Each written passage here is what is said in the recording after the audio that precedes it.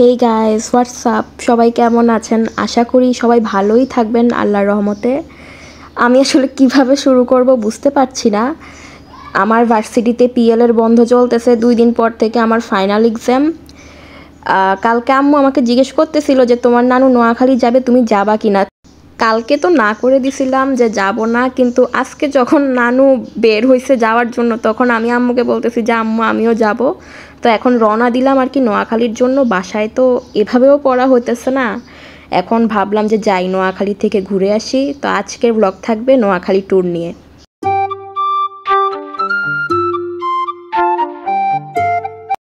এখানে মূলত আসছিলাম আমার নানুকে নিতে। আমার নানু এখানে আসছিল কারণ নানুর ভাই, এরপরে আপু সবাই মিলে এখান থেকে একসাথে রওনা দিবে, এই জন্য।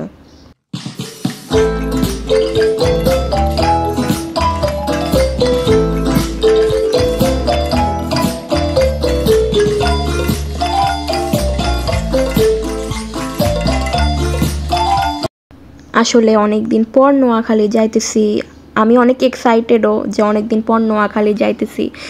আমার কোনো গ্রামের বাড়ি নেই, নোয়াখালী মূলত আমার আম্মুর দাদার বাড়ি আর আম্মুর নানার বাড়ি। এই যে বাস স্ট্যান্ডেও চলে আসলাম। আসলে হঠাৎ প্ল্যানিংয়ে কত তাড়াতাড়ি যে তাড়াহুড়া করে আসলাম, মানে বলার বাইরে। এই হয়েছি আমি, আমার অবস্থা তো খুবই খারাপ ভাই, এটা বলার বাইরে। বাস অলরেডি চালু করে দিছে। মাঝে মাঝে মনে হয় যে বাসে উঠলে মনে হয় দুনিয়ার সব দুঃখই ভুলে যাই, শুধু বাস চলতেই থাকুক, কোথাও না থামুক। আসলে মানে এটা আমার কাছে অনেক বেশি আনন্দ লাগে, জানি না কার কাছে কেমন, বাট লিটারেলি মানে বাসে ওঠার আনন্দই আলাদা। ভার্সিটিতেও যাই, মনে হয় যে বাস চলতেই থাকুক, না থামুক, থামলে আনন্দ শেষ। আমার নানু সবসময় যখন বাসে উঠে কিছু না কিছু নিয়ে আসে, শসা, আপেল, গাজর, পেয়ারা। তো আমি ওইখান থেকেই একটু খাইতেছিলাম আর কি। তো ওইখানে একটু ক্লিপ নিছি ছোটোখাটো। এখানে আমার নানুর ভাই আছে, তো ওনার সাথেই আমরা যাইতেছিলাম আর ওনাকেও খাওয়ার জন্য দিতেছিলাম।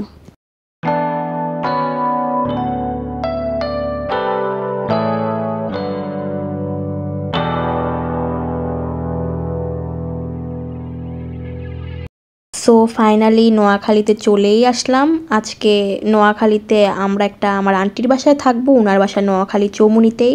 এই যে যাইতে যাইতে এখানে কি সুন্দর একটা প্রতিমা বা মূর্তির মতো, হাতে রাইফেল নেওয়া, মানে এই প্লেসটা আমার কাছে অনেক ভালো লাগছে। তো সিএনজিতে করে যাইতেছিলাম আর কি, কিন্তু এখানে এত জ্যাম। চৌমুহানি বাজারে নাকি সব সময় এরকম জ্যাম থাকে, মানে জ্যামে একদম অতিষ্ঠ লাগতেছিল। এই যে এখন তো তাও কিছু চলতেছি, এর সামনে যাইতে না যাইতে এমন জ্যামে পড়ছিলাম, বাবারে বাবা, অবস্থাই খারাপ হয়ে গেছে একদম।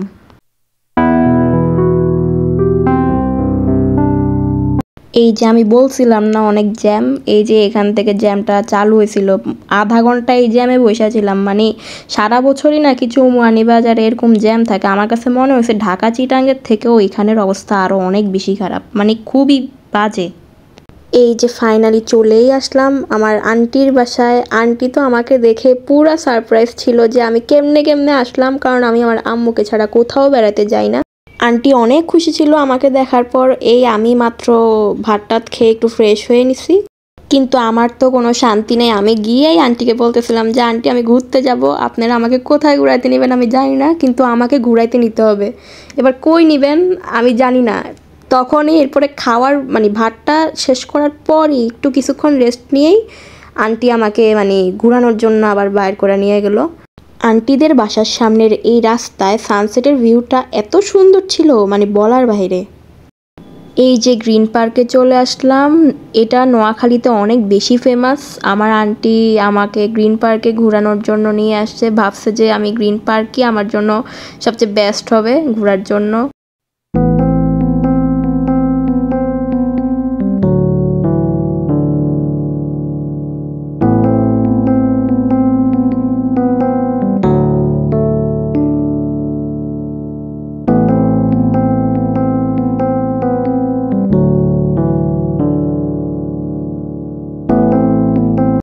এই যে ওরা হচ্ছে আমার খালতো বোন, ওরা দুজনই আমার থেকে বয়সে ছোট।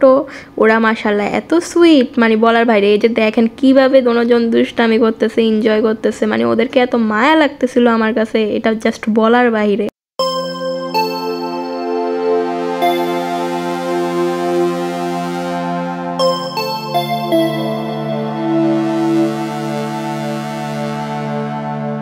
পার্কটা আসলেই অনেক বেশি সুন্দর ছিল, মানে কোনো কিছু কিন্তু সামনাসামনি না দেখলে আসলে সৌন্দর্যটা বোঝা যায় না। কিন্তু তারপর আমি চেষ্টা করছি ব্লগে অ্যাড করার জন্য অনেকগুলো ক্লিপ নিয়ে।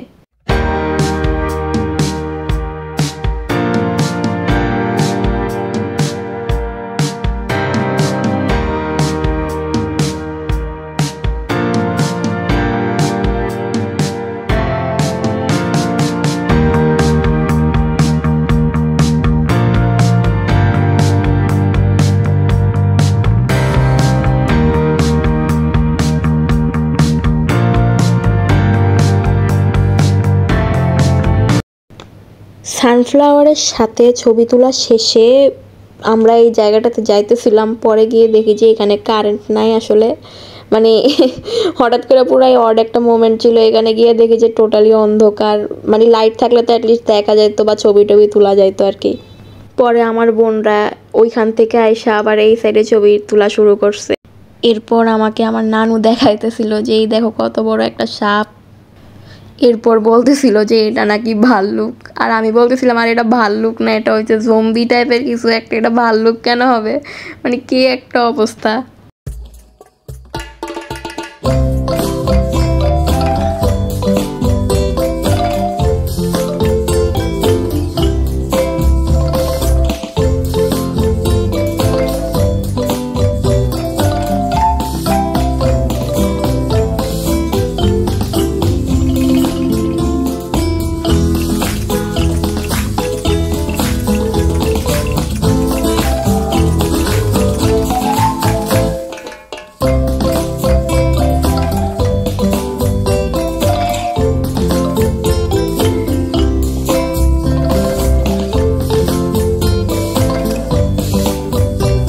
এরপর আমরা ডিসাইড করলাম যে পার্কের মধ্যে একটা ফুচকা স্টলে আমরা ফুচকা খাবো।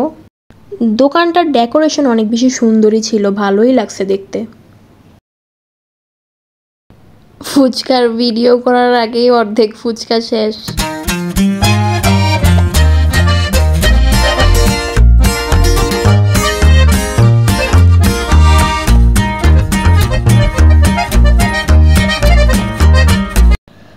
ফাইনালি গ্রিন পার্ক ঘোরা শেষ। It was a very good day. Green park ঘোরা শেষ করার পর আমরা ভাবলাম যে আমরা মার্কেটেও ঘুরতে যাব, তাই আজমির নামক একটা রেস্টুরেন্ট আছে ওদের এখানে আমরা প্রথমে একটু কিছু খেয়ে এরপরে শপিং মলের দিকে রওনা দেই। আজমির থেকে সোজা চলে আসলাম মোর্শেদ আলম কমপ্লেক্সে। এখানের মার্কেটটাও আসলে মোটামুটি অনেক বড়, সুন্দর, ভালোই লাগতেছিল।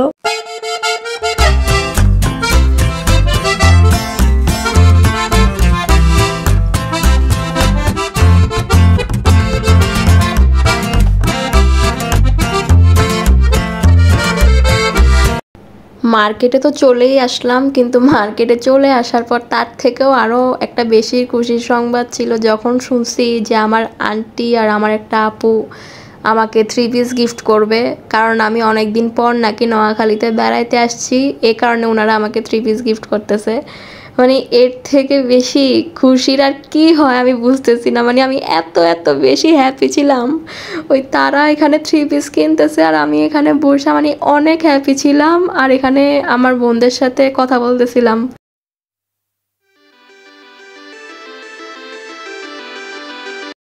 এই যে ফাইনালি এই 3 পিসটা আমি গিফট পাইছি, কালারটাও সেই লেভেলের সুন্দর ভাই। ঘুরতে এসে গিফট পেলে সেটার আনন্দটাই অন্যরকম, মানে এটা বলে বোঝানো সম্ভব না। নোয়াখালীতে দ্বিতীয় দিন আমার আন্টির বাসা থেকে আজকে যাব আমার নানুর বাবার বাড়িতে, মানে আমার আম্মুর নানার বাড়ি বলা যায় আর কি, কারণ আমার তো গ্রাম নেই। নোয়াখালী মূলত আমার আম্মুর নানার বাড়ি আর আমার আম্মুর দাদার বাড়ি। তো আজকে যাব আমার আম্মুর নানার বাড়িতে।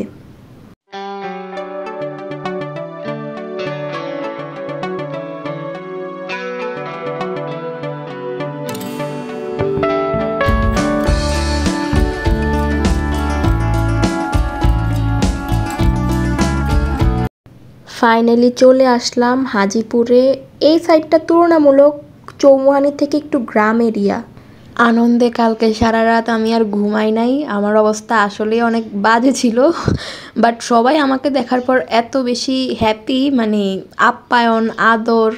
এখানে আমার আপু আবার চা বসায় দিছে সাথে সাথে আসার পর, তো ওইটার এখান থেকে একটু ক্লিপ নিছি। একটু পর আবার ঘুরতে বাইর হয়ে যাই।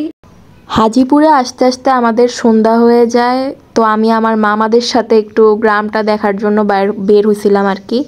কিন্তু আসলে হাজিপুরে আমার তেমন একটা ক্লিপ নেওয়া হয় নাই। হাজিপুরে আমি আরও অনেক জায়গাতেই গেছি, আসলে তুলনামূলক একটু গ্রাম এরিয়া, তো ওইখানে মোবাইল ধরার মতো কোনো সুযোগ নাই।